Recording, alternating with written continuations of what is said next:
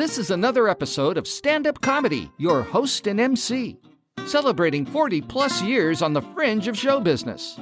Stories, interviews, and comedy sets from the famous and not so famous. Here's your host and MC, Scott Edwards. Ladies and gentlemen, welcome to this week's podcast. And boy, I have some fun for you tonight. One of my oldest and best friends in the comedy world is here, and he's brought two terrific friends. You narrowed it down, not in the world. It's the comedy world. Well, you got a neighbor you like better than me? I had to have some niche going here. All right. But ladies and gentlemen, we're doing a round table of talking about stand-up comedy here in Los Angeles, California. And that voice, if you don't recognize it, is from, as I said, a very dear friend. You may know him, but if you don't, you need to Google him and go out and watch his stuff, because whether it's TV, movies, comic books, sitcoms, or whatever, Bruce Babyman Baum is in the house. Oh, Bruce is so excited. I'm glad they're only clapping and they've all got their masks on. Yes. But not only And there's that, not even a pandemic. That's what's great. and he's brought with him two very talented professional comics that I haven't had the pleasure of working with, but I'm so excited to have him here on the show. Ladies and gentlemen, Lang Parker is in the house. Lang, thank you for Thank joining you very us. much. That's enough. She gets less. And That was more. They were actually yelling for her. I only got applause. and ladies and gentlemen, Mike Guido. Hey, thank you. Yeah. So okay. I'm here with Bruce. I shorten the intros because Bruce is already taking control of the room, but it is a pleasure to have you all here, and I've had the honor of working with Mr. Baum for, 20 years on stage, and we've been friends for about 40 years, and just a terrific guy and stand-up comic. And as a friend, you have brought two terrific people. Lang, why don't you, Lang Parker, comedian, nominated for an Emmy Award. You've been very successful. Right? I can say that. Yes. Why don't you tell the audience just a little bit about how you got into comedy and why you picked this art form? Oh, good Lord. Okay. So I was moved out from Wisconsin to Los Angeles, got into improv, the groundlings, and took improv classes. And this guy came up to me and he's like, hey, you should do stand-up. And I'm like, I kind of knew what it was, but I didn't. And I'm like, yeah. And he was like, look, I put together shows at this old people's home in Fairfax.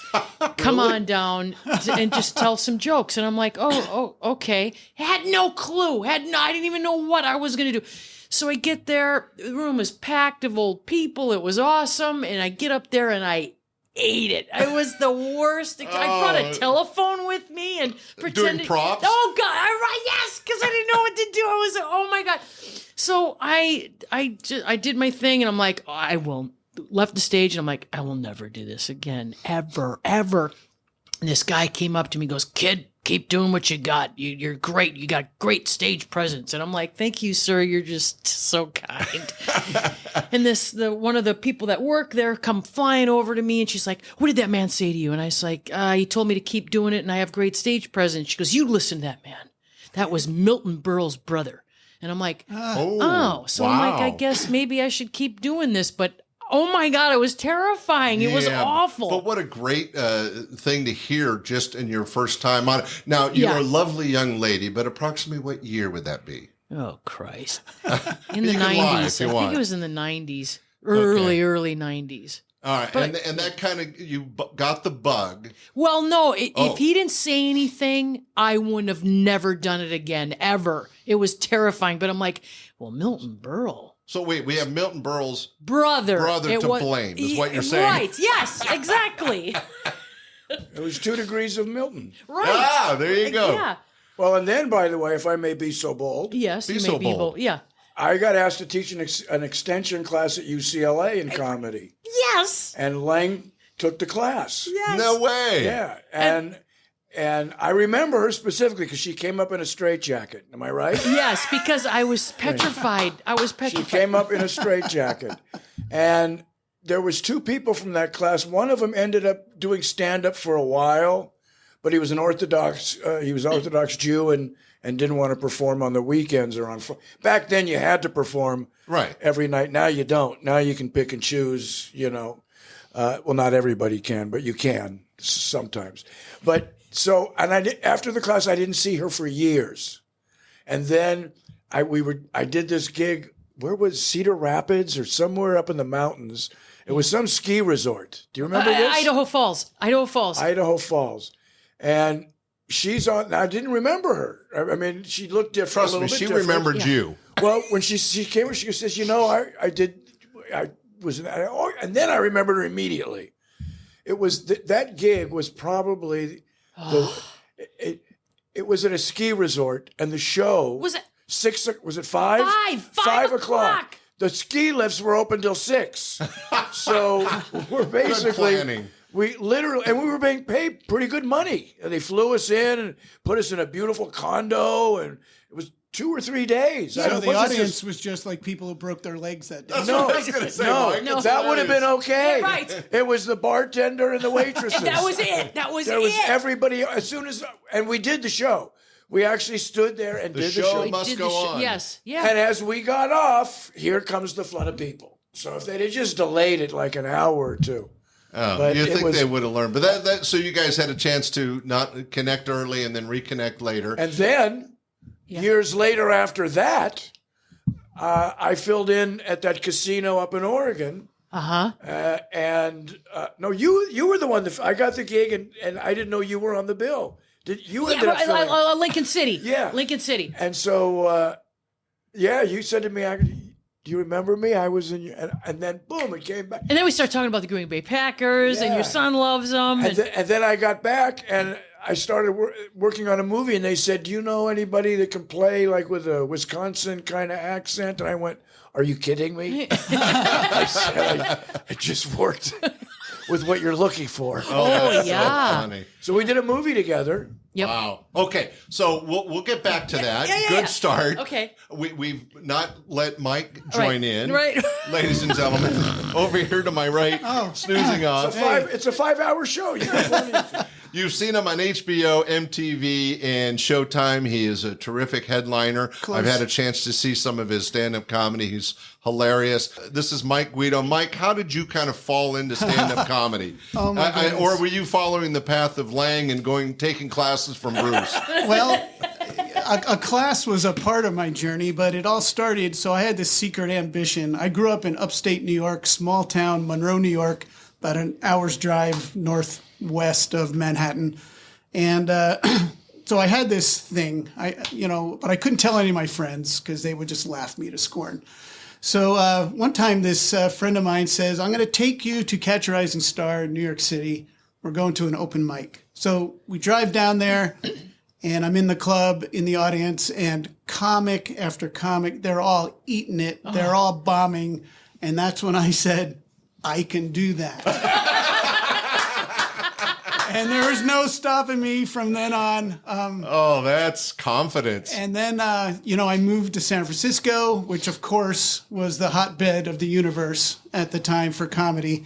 And I took Frank Kidder's How to Be a Comedian class. I don't know if you remember Frank. Oh, yeah. Yeah.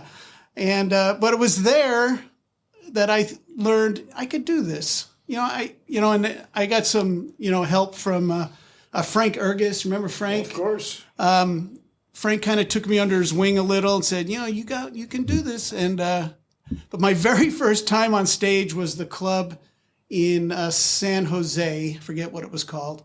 I went to an open mic. First time on stage. I'm out there, and the first couple minutes, I'm getting some laughs. Hey. And I'm going, I'm killing this. This is so easy. Was it the last laugh? Yes. Yeah, I helped them get started, and I'm glad that you had that experience. So what year was that, Mike? I started comedy in 84. All right, good. So you caught some of the wave. Yeah. Lang, you came across a little later. Oh, yeah. Now, when you got started, this is going to test your brain. I've already asked Bruce this, and he's already shared it. Bruce, I'm going to pass on you right now. What are your early jokes or bits? Something that you remember? Or what did you do with the phone? I threw the phone away. But I did. everything it was basically a monologue in a straitjacket, just talking about how dating just sucked and guys are whacked and everyone else is whacked except me, who's in a straitjacket. Oh, that's funny. But you were, again, Bruce, we should have mentioned, Bruce Baum, not only a terrific headliner, done everything, got his start and is really known and famous for being a prop comic. You went far beyond that in your career, but it's funny that you're teaching a course, you're a prop comic, and here's Lang doing her set in a straitjacket. But that's hilarious. And you're talking about dating and men and how the whole world's crazy. Yes. But you're in a straitjacket. So that also plays into your early trainings in improv.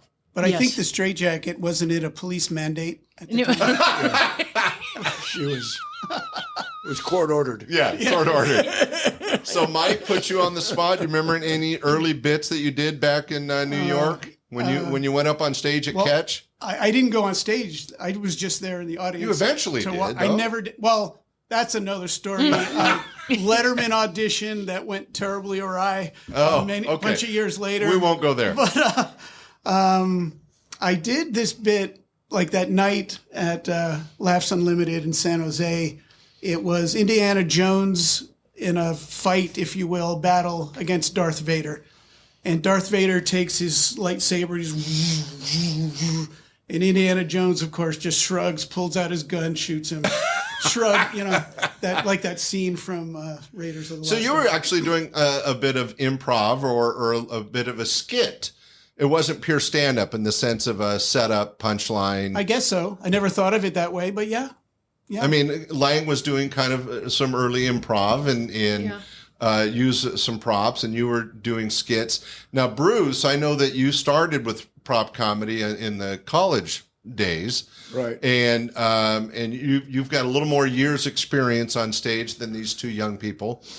Well, I used to be exclusively props. I mean, everything was a prop. Now I probably, if I'm doing a 45-minute set, maybe 10 minutes is props. If they're interspersed, but the problem was we start touring and you got a different sound and light person every night. You can't trust the bits and I normally, back in those days when you were in a club for a week, I'd say, look, I can work with any screw up. You don't have to, don't freak if you make a mistake, but let's just get it right after a show or two. We're all professionals, right? But they would have somebody different every night. So that was like, so I said, you know what? I started writing stand-up and I got just as big laughs. And I went, wow, I don't have to carry that 50-pound prop for 20 seconds when I can tell that joke. So I started writing more stand-up. And then I got hired even on television to write. See, I thought you bought new props for every show. Well, I did an interview with Mac and Jamie, some good friends, and they were talking about they started off using some props, and they started touring, and they just forced themselves that anything we're going to use on stage has to fit in a briefcase. In other words, if it didn't fit in the briefcase, it was out of the act, and they had to rewrite a lot of their act. But I will say, Bruce, that as a testament to your humor, just driving down today, because Jill and I love what we did all those years, something happened, and we were immediately doing the bit where you would pretend to hold a fly over the globe of the world and go, I'm too high! But, so the thing about prop comedy is, I don't know if it's easier, but it stays in your memory, I think, a little longer than maybe a bit. You might do a joke. And with Bruce, Bruce and I have worked like a lot together. All over the country. Yeah. And by the way, he doesn't like to fly. We're like driving across the country. It's so annoying. But whatever Bruce does, it's clever, So whether he's using a prop or not, it's clever. It's the audience doesn't know what's coming, and that which makes things funny, of course. And it's all just, it's just clever stuff. Well, and then that's and I've already used the word. I'll use it again. It's a testament to his talent because he was able to. Well, I won't go that far. But he was able to bring the funny in different circumstances, and as Bruce alluded to, that even if things went wrong on stage, you were quick enough to turn it into something to entertain the audience, and that's really what the three of your goal was to entertain. So you've all been on the road for a long time. Real quick, we'll start with you, Bruce. Any road experience that really stood out that was either, absolutely horrifying or absolutely amazing that to this day you'll go, oh, that was so great or that was so bad cuz. Wow. I'm trying to think. Is this hard because there's too many? No, I wouldn't say that this was probably the most out of character thing for me. Okay. So it wasn't like it was really good or really bad. There's a buddy of mine, Jimmy Pineapple. He's a comic. He is a comic. And he was from the Houston area. I believe he's living in Louisiana now. And he's he doesn't drink anymore. He was but he used to. I guess what would you say? A recovered alcoholic, recovering. Right. Yeah. But he used to he was part of that outlaw group with Kinnison and Andy Huggins. And pounding the drugs. so and the I alcohol. never really got drunk. Okay. I've always been kind of a pot guy. But the last night I played, God, I'm pretty sure it was Kansas City. We did the gig and then we went out drinking. And I woke up in LA. And so when I was flying, I had no luggage. All my props were not there. Oh, that's scary. That was before cell phones. So I finally got a hold of Jimmy, and Jimmy said, yeah, you left like a lot of your clothes in that first Denny's we were in. Grand slam will never be the same. You know you're drunk when there's multiple Denny's in your night. Yes. That's so funny. And he ended up I said, can you just put because I used to travel with trunks. Oh, I remember. I said, it's like I bought, ZZ Top's Tres Hombres, railroad set. Yeah, I just said, just don't even worry about how you pack it. Just get it in there. And Did they have the props then, or were they at Denny's? Yeah. No. I left some at the club, some in the condo, some in the restaurants. So the message, young people, is careful how much you drink. Well, I'm not a drinker also, so it's not like I've got lots of I don't drink as I have seen what it does, to a lot. When the clubs first opened up, the comics got to drink for free. Right. So some of them did a lot of that before they hit the stage, a lot of them after, and they're not around anymore. So I saw that happening, and I've just, Well, and drinking is part of the thing. I mean, I as a club owner, I owned all these bars. I drank every night, but I had a rule. I would only allow myself to get drunk one night a year. It was New Year's Eve, and I always had somebody babysitting me. There was like an employee would be in charge of me to make sure I didn't drive or do something stupid. But early in my MC career, I went on stage drunk, and I was horrible and just effed up in big ways. And I kind of learned my lesson early on. But Lang, how about you? You've been on the road. Anything really stood out that was extra special fun, or maybe kind of a nightmare like Bruce? I was up in Montana, the closest. What is the city the closest to Canada? Butte, maybe. Maybe. Oh, Butte, Montana? Okay. Yeah, well, We'll go with way that. up. Yeah, We'll go with something way to the top, and the place you could not see to the other end of the place. It was just smoky. It was dingy. It was. It was very interesting. But anyway, so I did my set, and this guy in the middle of my set, stands right at the end of the stage and stares at me and I'm like, and I'm still kind of new and I don't know if I should address it or not. I mean, now I would, but I was just like, I was scared, and he just kept staring at me, and I'm like, and he just through the half set all the way to the end, and then finally he just walked away. Later on, I go to the owner. I go, what was up with that guy? He's like, well, you see what He's happened. blind. No. He forgot his glasses, wanted to see you. He said that this is a city that they let ex-convicts out and to get back into society. So that was a convict there was a prisoner that got out, and he was just trying to get back into society. Well, that's so nice to know that an ex-axe murderer was right in front of you. Exactly. and they were well prepared to take care of it if something went wrong. No, I'm just like, I was going to say, where's the bouncer, right? I mean, no, there was no bouncer at this place. I've heard nightmare stories. A couple comics, I've interviewed over 50 of them, have said, and been 2 or 3 of them that have said that one of their worst experiences was that at some point in the show, some drunk guy that's huge, like a gorilla, is charging, the stage. And a couple times they reach the stage and it wasn't pretty. Other times they get tackled and thrown out. But I mean, it is very intimidating. You're trying to entertain an audience, right? And your job is to keep the focus, and that's kind of tough to do when someone's standing right in front of you, staring at you, like a serial killer. It was just weird. He just would stare, and I'm like, I was so scared to address it. I just like, I'm going to go over to the other side of the stage and talk over here. But with experience, you probably would have managed it better. Yes. Well, but then you call the prison afterwards, and you say, look, the guy with the plaid coat tonight, he's not ready to come back yet. Right. He needs to go back in. He was mesmerized by me with a microphone. I had a situation right after I was part of a comedy team, and then I went solo.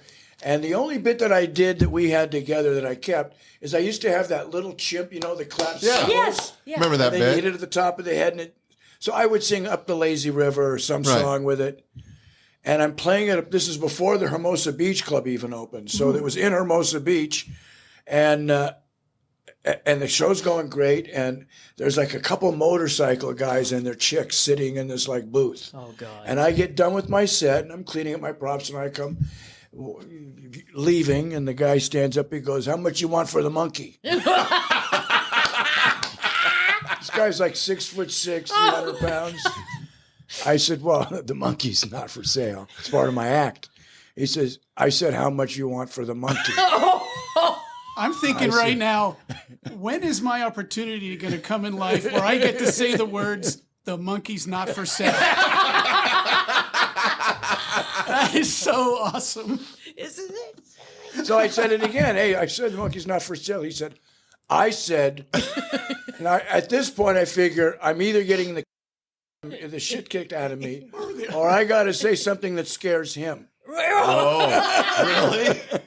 So I said, you're fucking with the wrong guy. And he sat down. No. I swear to God. And I was pissing in my pants. But and you shuffled out. You took a tactic that not many would have the balls to do. But And I'll never do that again. You must figure I'm batting 1,000 right now. I don't want to bat 500. You must have been very close to that monkey. The dumbest thing someone actually came out. Now, it was running on batteries. right. So whatever speed it was at for that night, I went to. Someone said to me after a show, how do you get the monkey to go in rhythm with you? And they were serious. Yeah, And they I, didn't Of course get it. they were. I said, we practice. Well, Mike, you've been on the road for many years. Same question. Is there something that stood out that was really special or a little scary on the road? No, thank you.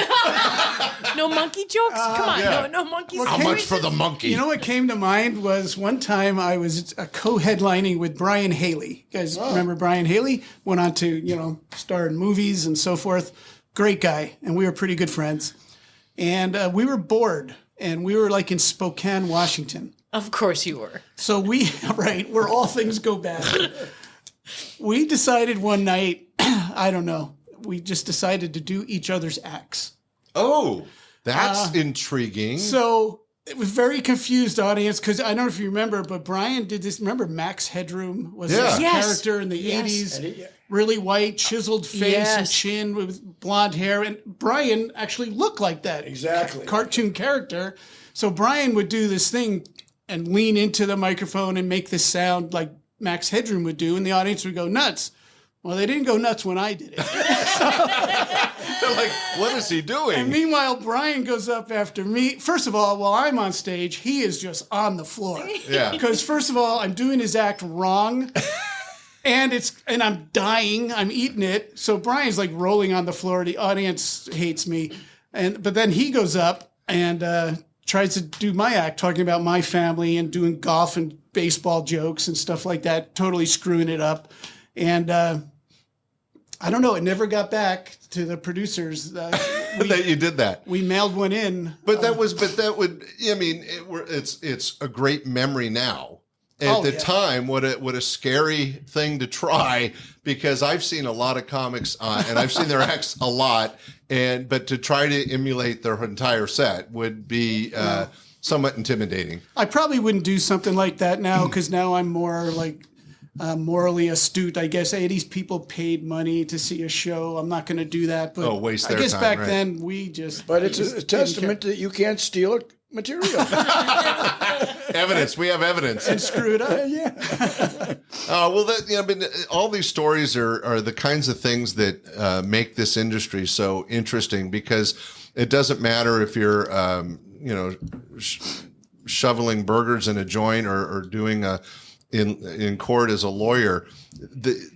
And they all have their particular stories, but something about being on the road and being a comic exposes you to all these different audiences, all these different things. We were talking the other day about how you could have the most perfect set that you've practiced over and over and over, but it's going to be different if you perform that set Wednesday at 8 o'clock to 40 people and Friday late show to 120 drunk people. You can't do the same act the same way. If you're a professional, you have to find a way to present your material to fit the audience. And how many jobs that night after night after night do you have to take your skill and adapt it? 7. Or, 7. or 1:15 a.m. in front of 7 people at the Holy City Zoo. Yeah, right. But the reason that you start off and you have that wide breadth of audience, everything from that 1:30 audience, in the middle of the night to a killer audience at 9, that's what builds your comedy muscles. It's like lifting weights, and so your muscles are prepared. Your comedy is prepared for these different situations because you've been through I used to go, if a heckler ever took me one line further than I had to deal with, I would go back and I wouldn't leave wherever I was till I had one more line. So a lot of lines you only use once a year on a heckler, once a year. But when you pull it out, it kills. Right. But if you only got one and they got 2, Because it's got to be the right spot and Right, opportunity to do. You can't force. but that's that, where you learn doing all those gigs Right. from 1:30 in the morning to that's where you build those comedy muscles. So you know what to pull out when. And you're more relaxed. When you're more relaxed, I feel that you get the comebacks quicker. But if you start to panic, your mind goes blank and you're screwed. Plus, audiences pick up on that, and then you're dead meat. Yeah, they can sense the fear, and what you're talking about is the wisdom of the boards in the theater game, and that experience over and over and over, being able to, without thinking, almost like a soldier that's being trained.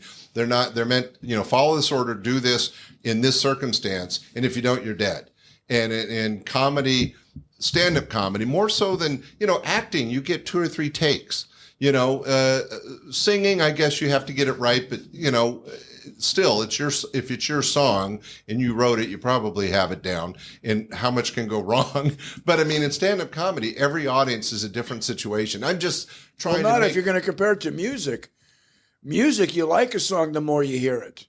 Comedy, the joke is less funny the more you hear it. So you got one at bat with a joke with an audience. Well, that's actually very poignant and true. I've always said too that a singer or a band, I mean, they do their song, and when it's over, even if the audience isn't thrilled by it or really like it, there's still polite applause. Oh, With comedians, it's like every 7 seconds or so, moment of truth. Another 7 seconds, moment of truth. And that's why, and I think that's why we're tight-knit community. because you've been through the battle no one else together. knows what that's like. But I think it's so great you mentioned that, Mike, because I've mentioned it before. Me too. Thank you. I've mentioned it before in the podcast that's one of the differences. From childhood on, we're trained that a musician, no matter how good or bad, you applaud. Yeah. It's like, well, they gave it an effort. That really sucked, but, they gave it a shot. That doesn't happen in comedy. No. No, if you suck, they let you know. Boom, boom. Or worse yet is silence.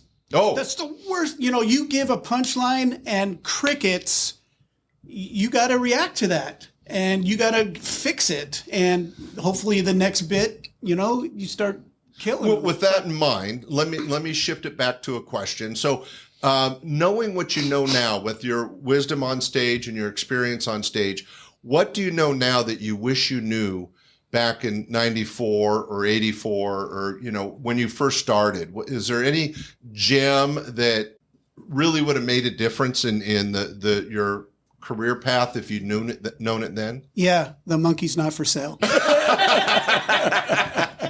Damn it. That monkey. Lang, is there something that you think? I would say not to just find that groove of just being calm. The confidence. The confidence and just being calm. That one didn't work. Get up. But the next one will if you're experienced, right? And when you're new, you don't know that. No, and there's always the goal of trying to get that bed of laughter. I have never gotten that bed of laughter continuous. Obviously, I'm not a but you don't want to let the audience know that they're not laughing. Right. You never insult the audience. Yeah, you never let the audience know that you suck. Right. Let them figure it out on their own. No. On the drive home. On the drive home, you want them to know that. Bruce, you've had many years in the business, and you've gone on different adventures as a musician and an actor and producer and all kinds of things. But you're the most experienced in this room.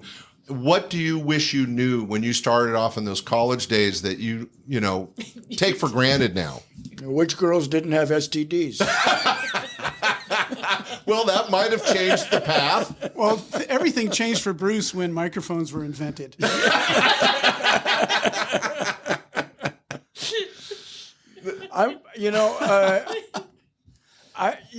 don't know what I could have known then that would have helped me.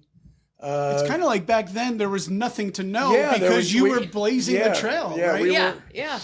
We were all like, there was like 50 of us and everybody knew everybody and knew every gig. And that's not the way it is now. So the camaraderie you would have doing gigs back then, even if it was just for a week with somebody.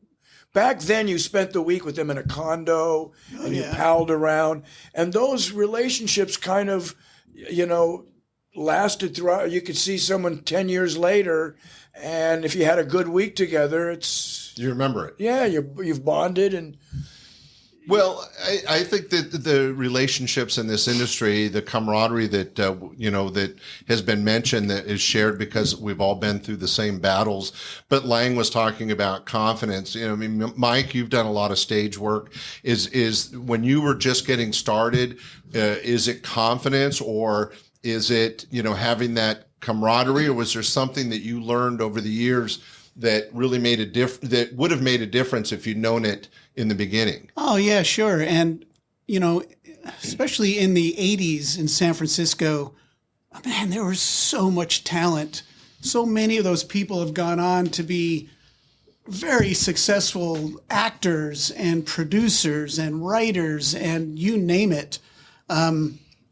And it was a great family feeling camaraderie. I mean, we were kind of, we competed with each other, but not to the point where it became a personal thing. We would still root for each other on stage, and that sort of thing. But going back to your other story, it is true that if you see your friend Baum, it's kind of funnier to you than it is for him at the time. Back in those days, you would, before there were agents, you got gigs by being recommended by your friends. So. Yeah, I'll tell you that because this guy, he's not pointing at Lang. Bruce. We worked together. We did 2 weeks at Caesars in Lake Tahoe once, and that's where we kind of first met and worked together. Next thing I know, I get a call after we were finished, a week or so later, from the Comedy Magic Club in Hermosa Beach, a pretty, exclusive, but top-notch. Definitely prestigious. It's a great club. Yeah. And they say, Bruce called us and said, you should work here. Or I don't know how they probably didn't word it. Yeah. They probably worded it. Don't make me say it any stronger than that. But he should work there. You know what I'm saying? But anyway, on his word. You're going to find a horse head in your bed. On his word, I got into the Comedy Magic Club, where I later worked with Jay Leno and stuff like that, So Bruce did that for me. My very first headlining gig was in Kansas somewhere. Because Dr. Gonzo, John Means. Oh, right.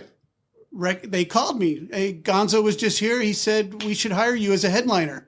I had never headlined before, and I called him up. I said, "What do you do?" He goes, "You can do it."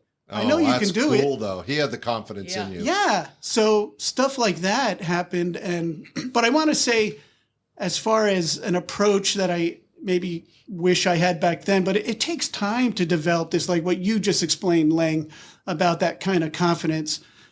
And the way I've been now for the longest time on stage, I'm not saying I don't care. I care deeply about how I perform and if I earn the money they're paying me. Because I do mostly corporate gigs, before pandemic. Right. They pay really well. If something doesn't fly, like corporate gigs, you could have all kinds of things wrong with the setup. Audience far away, lousy sound system. Right. I mean, they're not comedy clubs. This is not what they do. But I just make the best of it. And I laugh. And no matter what, it doesn't bother me. I have fun on stage every single time. Every single time. And that is contagious to the audience. They see that. Excuse me for interrupting, but that's a learned thing that you wouldn't have known in the beginning that absolutely. You're going to get through no matter what the situation.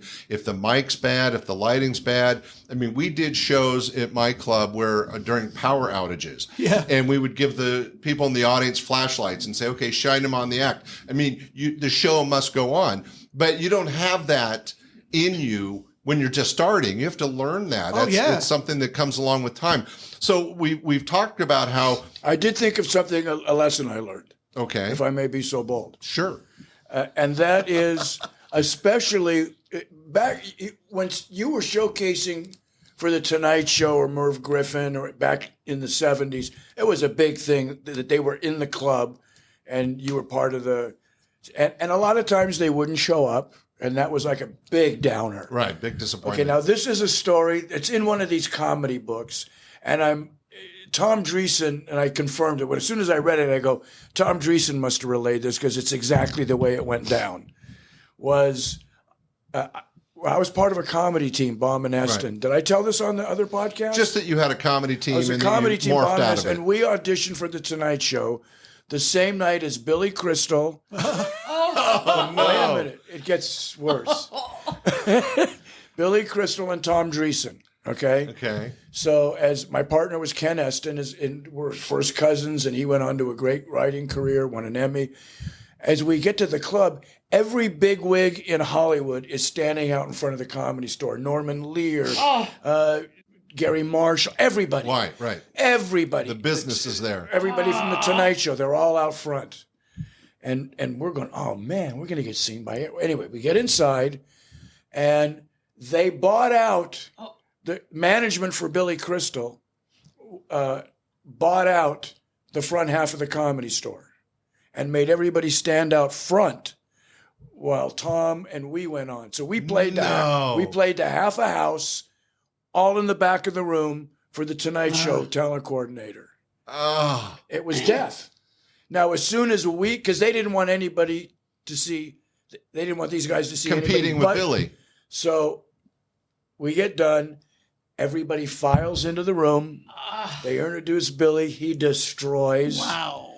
And the rest is history. Yeah. Well, they called Tom in and said, "We're going to give you another. We'll get you on the show." We didn't. But boy, but that's one of those things that's like a true Hollywood story where everybody knows somebody, if not yourselves, being in the business this long, that this industry, it can chew you up and spit you out in a minute. It is a lot of times I talk about the acts that we all know that I call getting the golden ticket, where something happened. And it's always based on talent, most cases, but something happens and they get that sitcom or they get that movie or they get something. It doesn't happen to very many people. It's a very, very, very short list. This industry can be really difficult on somebody's confidence and career. I mean, we could all probably name somebody that spent 20, 30 years on stage and never felt like they got that chance. Now they might have gotten a chance, but it didn't go anywhere. And they're pretty bitter now. I mean, it can destroy some people. But let's okay, go ahead, Lang. But doesn't it also, not all the time, but when you end up getting somebody that says you're not going to make it in this business, and they take and go, oh yeah, and then they come back even harder and they become who they are. I want to know those people Do you know anybody like Who that? they said you're never going to make Exactly. it and they came back? I mean, we got, Lucille Yeah. Ball as an actress, but, is there any stand-ups that we know? Oh, sure. I'm sure that a lot of people were told in the beginning, just stop. You're not going anywhere. Right. And they look. When I used to go to the Comedy Store on dates before I ever thought I was going to be a comic, and I remember seeing some guys there who ended up being very good. Who, when I saw them, said to myself, "Don't they have any friends that will tell them why are you doing this?" Right. But some guys need to be bad before they're good. Right. Right. Not everybody. No, not you, Bruce, or the monkey. But so let's take this and spin it around. So you've all been in the business a long time. You've got a chance to work with a lot of people. Lang, I'll start with you. Is there anybody in the industry you got a chance to work with that really helped shape your career, or that you were really learned something from or in awe of that you wouldn't have been able to do if you weren't in comedy? You go ahead, because Mike seems ready. Yeah. Oh my goodness! His answer is going to be Bob Gibson. He taught me how to throw a fastball at somebody's head. Oh my goodness! One time at Cobb's, when it was on Chestnut Street, the original Cobb's Comedy Club in San Francisco, of course, I idolized Robin. Okay, and being in San Francisco back then, Robin was always around. He would hit hopping on every stage. Club It was in a night. Yeah. And he's obviously, when people today ask me about, you knew Robin, what was he like? And I'll just tell them, have you read and heard stuff about Robin, how awesome he was? And they'll go, yeah. I go, that's it. It's true. Anyway. So, I mean, I was just a middle act. I got to do a set at Cobb's that night, and I did like 25 minutes just playing the crowd. It just worked out that night. I did like no material. And I kind of killed. Right. Having fun with the crowd. I didn't know Robin was there. But after the show, I'm sitting outside and I feel someone sit up next to me, and I look over and it's him.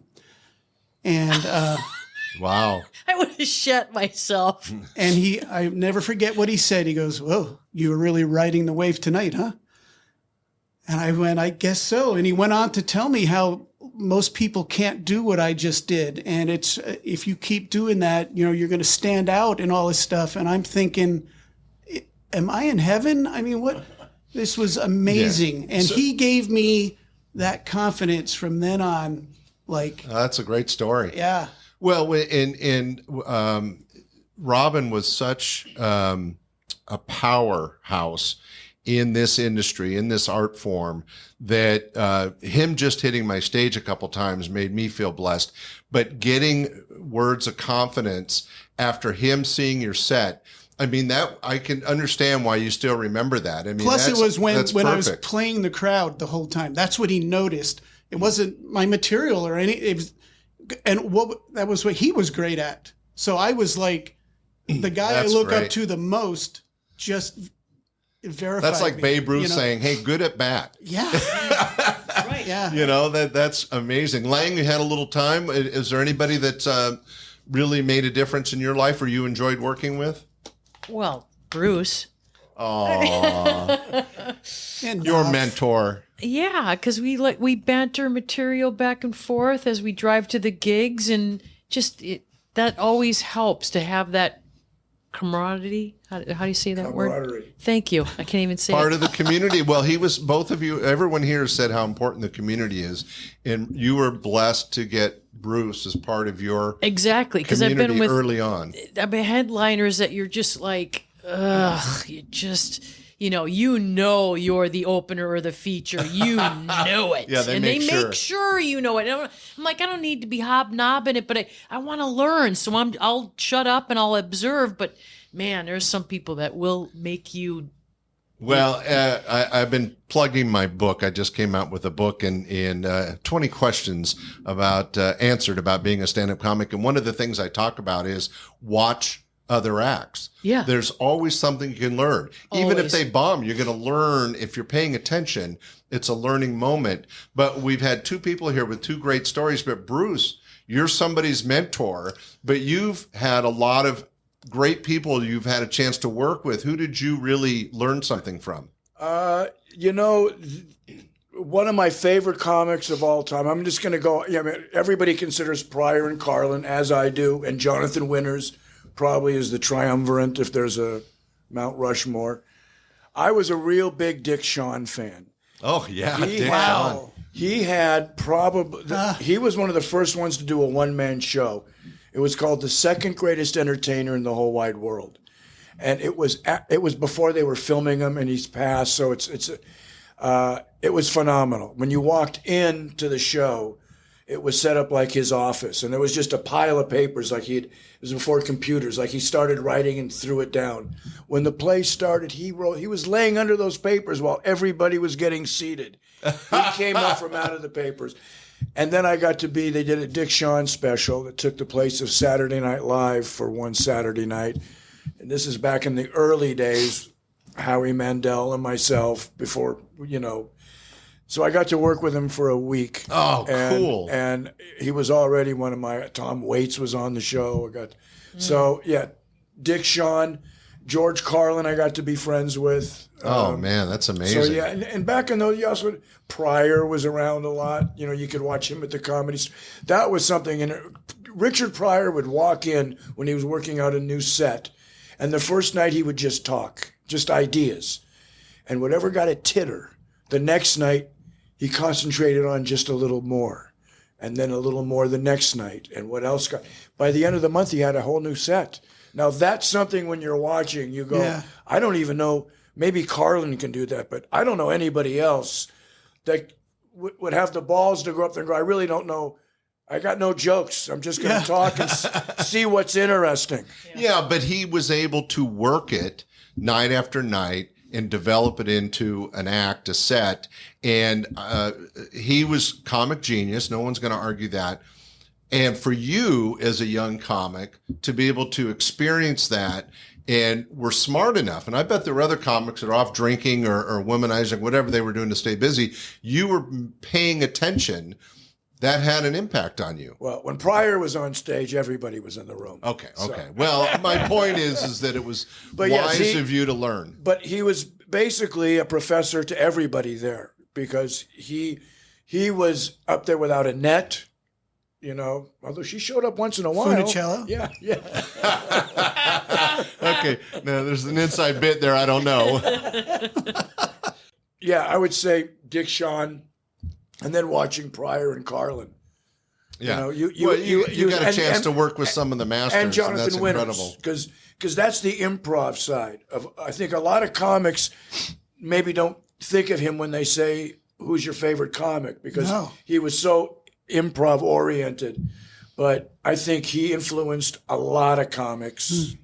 Well, and let's be honest, you're also bringing up people that were doing this art form really before the huge comedy wave. Let's be honest. Yeah, we're talking the 60s to 70s. They were kind of defining what the art form even was. Exactly. So you getting an opportunity to work with these people before. See, I always I opened my club in 1980, and I feel like I just caught the wave at the right time and rode it, into the 90s, and then by the 2000s I got out.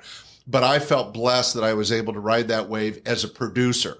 As a comic, the people you're talking about had an influence on the industry and the art form, as Mike said, back in the 60s and 70s when it was still being developed. And for you to get a chance to experience that is something that somebody like Lang and Mike would not have had that opportunity because by the time they came along, those guys were long done. But if you go back, even a half generation from there, there was only like 20 comics, right? You saw Woody Allen, Jackie Vernon, Jackie Mason. There was Bob Newhart, Jose Jimenez, Bill Dana. My parents never had music albums. It was always comedy albums. Oh, really? Yeah. My dad that's too. cool. My All dad comedy too. albums. So you'll learn from that. Well, Cosby's album. Right, and you just kind of ingested it. It was like osmosis. They didn't know they were raising a comic because back then comedy wasn't an option. Matter of fact, wasn't they did a job, right? Well, they did a survey recently on the most depressed professions there are.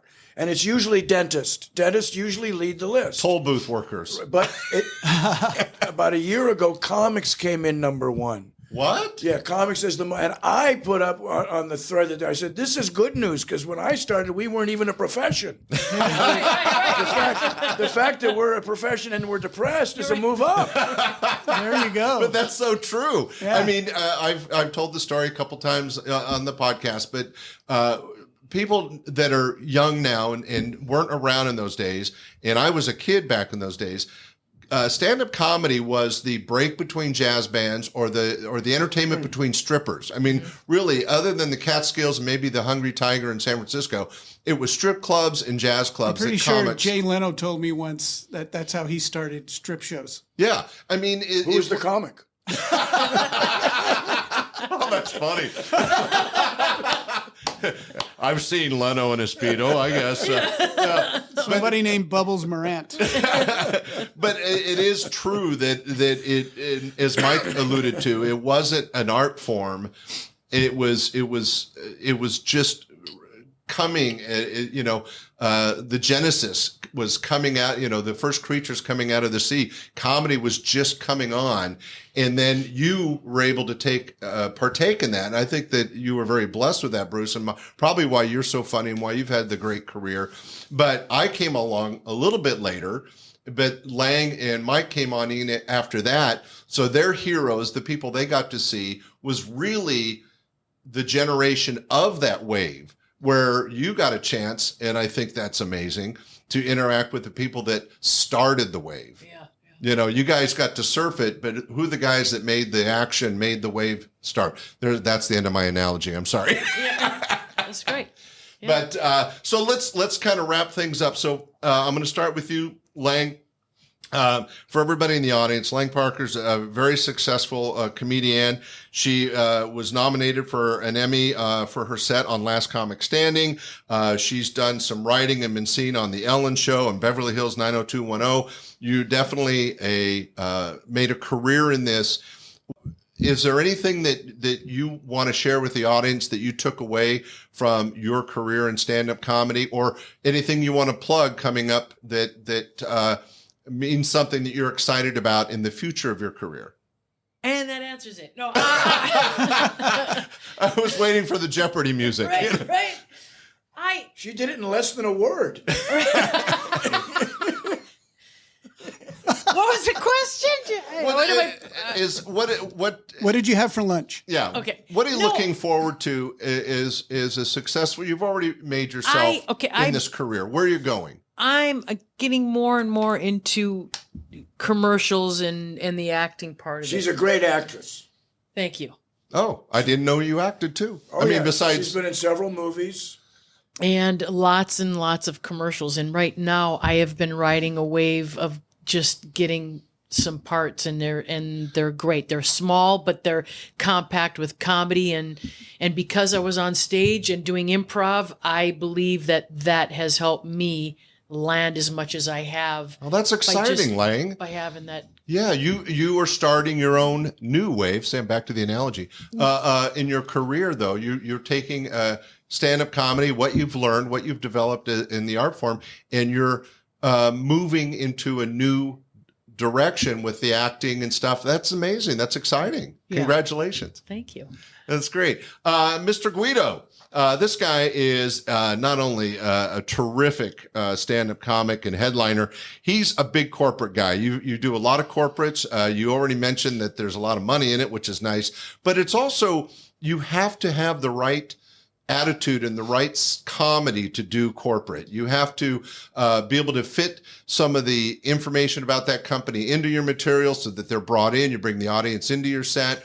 But also you have to be clean in most cases and stuff. But you've done much more than that. As I mentioned earlier, HBO, MTV, Showtime. You have your own set on Dry Bar Comedy, right, Mike? Yep.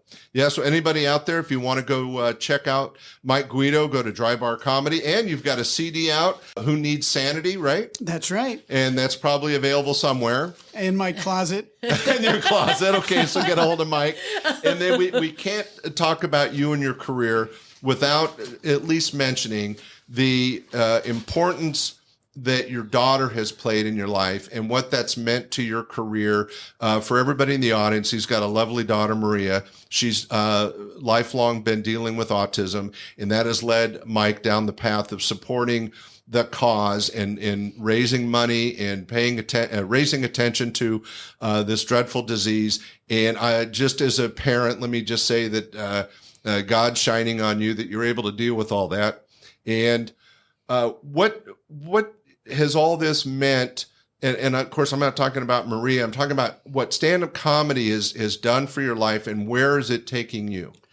Okay. Well, what I take away from my career in stand-up comedy, and I like to say, I say this to comic friends that I've known over the years, that sometimes we just go, man, we had a great run.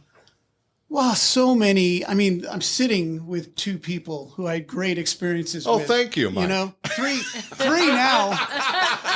We should say he was pointing at Bruce and Lang. No, I get it. Three now. But man, so many, the big venues or the small venues and the experiences and the incredible people that a career in comedy is that allowed me to be with and have experiences with.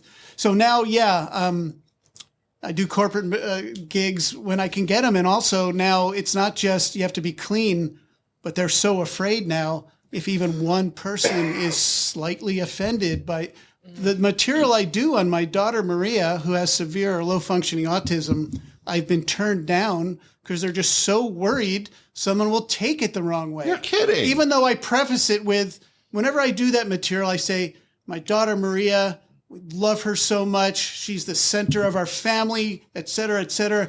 And I have applaud if you love someone with autism. And they do. And then I talk about experiences that we've had with Maria in public, usually, because it's hilarious. Right. You know, it's hilarious when she takes her shirt off at the table because she got a couple of drips of water on it. And, you know, and I said, in the Guido family, we're just shoveling pasta while our dinner guests are aghast, you know. Is your half-naked daughter sits there? Yeah. You know, from my dry bar comedy special, they did a clip of my material on Maria alone, and it's over almost 4 million views. Oh, but man, in that's comments, amazing. sometimes you see people, what a dirtbag, making fun of his daughter. I'm like, where have you? Are you kidding? But see, that's on But them. anyway, right. But corporate America now is so afraid of any of that. But anyway, that's my passion these days. I do a one-man show. It's called The Maria Effect. And it talks about, it's a make them laugh, make them cry thing. I've literally had men with tears in their eyes after this show. And boy, one thing I learned is, making people laugh is really cool. But making people cry, wow, really powerful. So they laugh and they cry, but that's my passion, telling that story. And how I have to tell that to my wife when she starts. And how Maria has affected my life for the better. But I think what I was getting to was, and can we not be serious, Bruce? I'm sorry. No, I'm sorry. I tried not to say that. but it goes back to that stand-up comedy was not only able to provide you a livelihood and a career, and you've been very successful, but now, not now, but in the dealing with the raising of an autistic daughter, being able to share that with the world, make people aware, help raise money to fight these kinds of diseases. What I was getting to is that this art form gives in a lot of different ways, and everybody has a different experience. And for you, it's presented you a vehicle to share and establish a rapport with a bunch of strangers about a personal situation that benefits the world. And I just think, Mike, that's really important, and you need to understand, and I think you do, how important that is, and thank you for sharing. Oh, thank you. Totally my pleasure. My pleasure. And we got to come back to my buddy Bruce. And why? But I want to share because I've had the pleasure of doing so many. I should put that on like on my posters. Why? Just why? Why? Yeah. This Saturday night. Why? Why? Or, hey, why not? I was once doing a press event. I had Pat Paulson at my club, and we pretended he was running for mayor. There was a mayor's race going on, and we had a whole thing at the Capitol with Pat Paulson. And the placards that we gave everybody in the audience said, "Why not Paulson?" Right. You never know. Sorry, I went on a side story. You brought up something. So, ladies and gentlemen, so proud to have him in this room and doing this roundtable. But my very good friend, and we've had a chance to share on many of these things, but let me share with the audience just a few things. Not only a tremendous prop comic and stand-up comic, and he's kind of famous for the role of Babyman, which you got to see to believe, but he's a musician. He had a song, Marty Feldmanized, do very well. I happened to be in part of the production of the video on that. On television, you've seen him actually as himself on The Simpsons in cartoon world, and that's amazing. He's also been seen on Full House, Northern Exposure, lots of talk shows, incredible history in television. He's been in the movies. He was in the movie Shakes the Clown, and he's got a couple books out. If you get a chance, pick up Letters from a Nut. I'm very lucky to have signed copies of both editions. You are a very established entertainer, and not only a good friend and terrific comic, but share with the audience just briefly, and that's not easy for Bruce. How did stand-up comedy take you to these many? I mean, an author, a musician, TV, acting, stand-up. I mean, it's amazing. Let me just, if I can, people need to know that for the Simpsons thing that Bruce did where he played himself, he actually took supplements that actually turned him into a cartoon. No one's done that. Yeah, Nobody. That's commitment, damn it. But Bruce, I mean, a lot of these things wouldn't have happened if you didn't go down the art form of stand-up comedy. Yeah, it was stand. You know, when I started, like I said, there were like 50 or 60 of us, and you kind of had the feeling, hey, we're all going to be comics our whole life together. And then the comedy boom happened, and we can get into how that happened. But other things shot off. Guys that you thought were going to be comics became writers on TV shows, and they went up the ranks to produce, and other guys went on to direct, guys like Mike Binder, Steve Odekirk, you know, other guys. They went off and did, but it was afforded by comedy. You got into offices from your comedy, you know, into meetings. And from there, it was up to you to like try to say, because at Fox, I was making short films for like 2 years, and then at ABC. Yeah, but what you're saying is stand-up comedy opened some doors. Yeah. That if you Well, if you didn't have let me tell you why. experience- Let me okay. tell you why, if I may. You I'm may. going to. It doesn't matter whether I may. Like we were talking about with music, you get that applause every 3 minutes.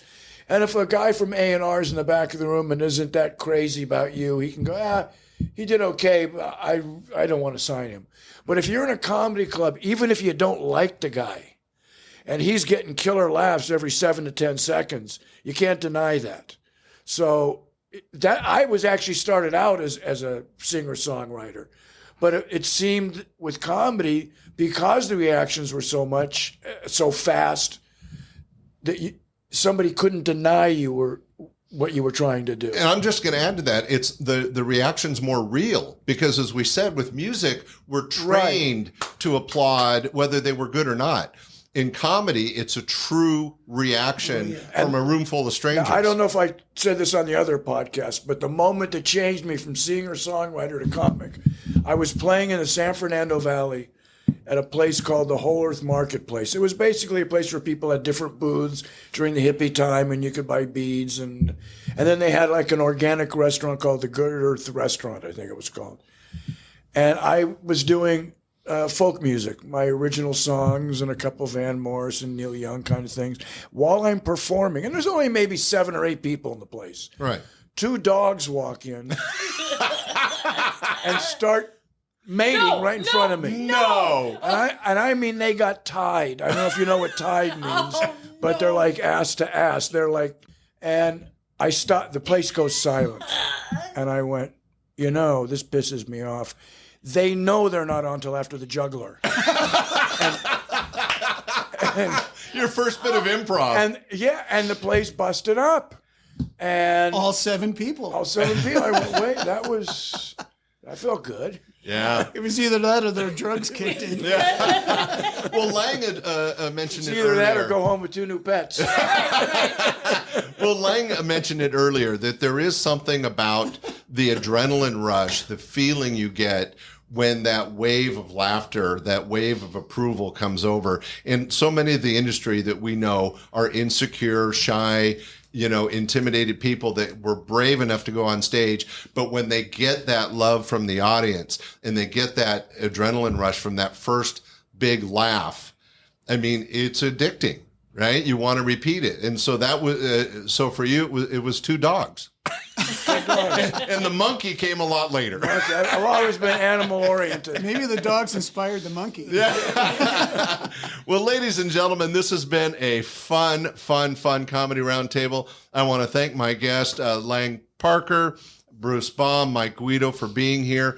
We hope you enjoyed listening to this as much as we enjoyed doing it. Everybody, thanks for coming out. Thank you. Is this when you tell us about the parting gifts? Yeah, yes. We'll have parting gifts in just a few minutes. We want to thank you for joining us. And don't forget, next week we'll be back with another great show. I got to do it because Bruce is here. But ladies and gentlemen, Lang Parker, Mike Guido, and Bruce Baum.